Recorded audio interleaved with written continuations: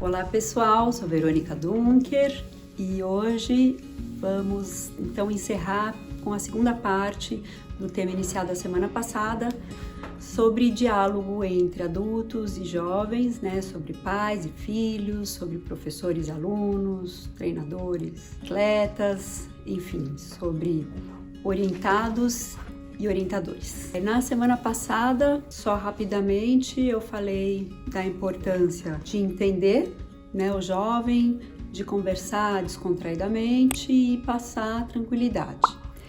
Então, vamos lá, se inscrevam no canal, acessem o sininho, compartilhem e vamos para os outros tópicos importantes, tão importantes desse tema.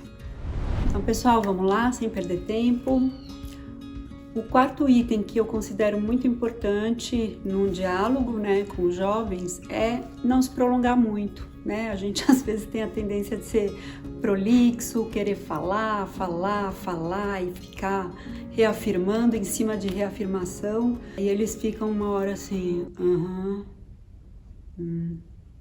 tipo, nem sei mais o que a minha mãe tá falando, já tô em Nárnia, em outro mundo. O jovem de hoje é rápido, a gente tem que ser rápido com eles. Olha, eu vou falar para vocês que para mim é difícil também, porque eu não sou nada rápida, mas a gente aprende, Então, se a gente quer que eles ouçam, se a gente quer que eles escutem, tem que ser, sim, sacadas rápidas, orientações rápidas, direto ao ponto.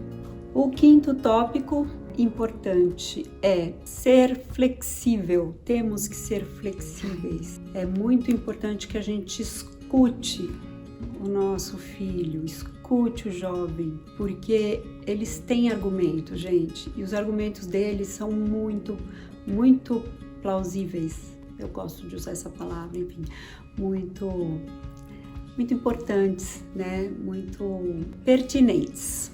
Importante, a gente tende a ter a nossa opinião, o nosso conceito, os nossos valores, os nossos princípios, muitas vezes baseados, no que vivemos, no que aprendemos dos nossos pais. Ah, mas meu pai fazia assim, por que eu não vou fazer agora?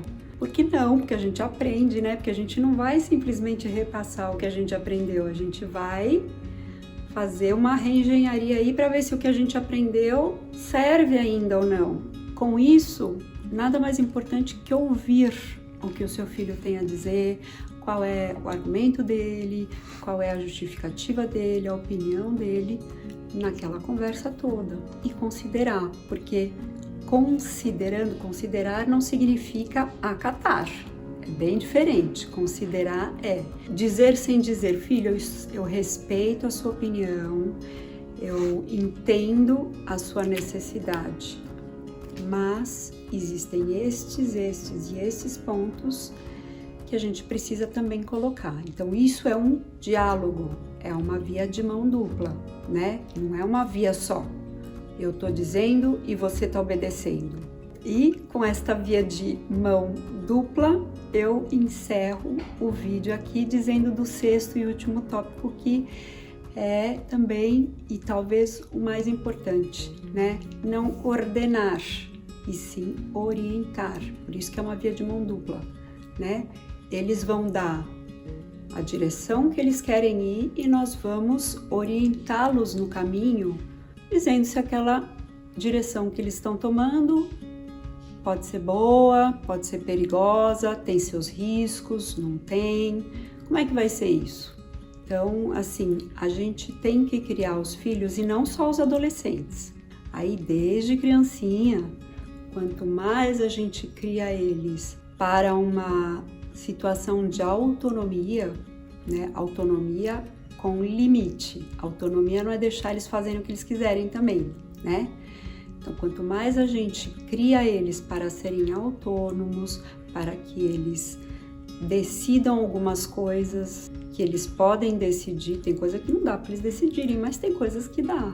Então, quanto mais a gente deixa que eles resolvam algumas questões da vida deles, melhor vai ser a condução deles na adolescência.